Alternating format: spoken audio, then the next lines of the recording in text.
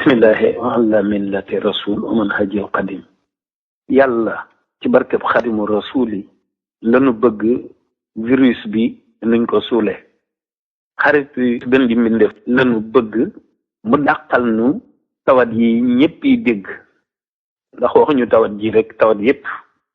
waaw bii nag moo ci gën a moo ci actualité virus bi. ku tedd ki sa leeri xasaa yi di xajul ci dara, kon dunu ko fi bàyyi di dem di wuti feneen remède, ndax dunu ay tan ba di lekk medd. bu docteur yi génne seeni xam-xam ni ñëw ci yow nga génne say man-man. docteur yi faj lañu man waaye wér. docteur yi dañuy faj yàlla yi wéral, te yëfi yàlla nga yor. moo tax wér gi ci yow lañ koy séentu. bu docteur yi fajee ba noppi nag yow nga wéralal na. lu baax lu ne am na lu ko gën a baax. ku ñëw ci yow rek fekk fii lu gën a baax. daa fekk ne nag sa mbir day lu ñuy gëm, mbirum keneen nag mën na doon lu ñuy xam.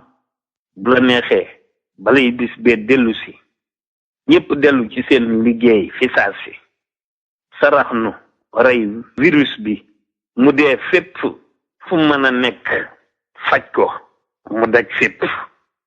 dimbali nu reyal nu virus bi fu mën a nekk, rey ko ci àdduna bi. peut-être que dafay yërmande kese, loolu moo tax nag nu koy ñaan xeeti ñaanin yi, ndax bu ko neexee rek balay bis bee dellu si ñëpp dellu ci seen liggéey.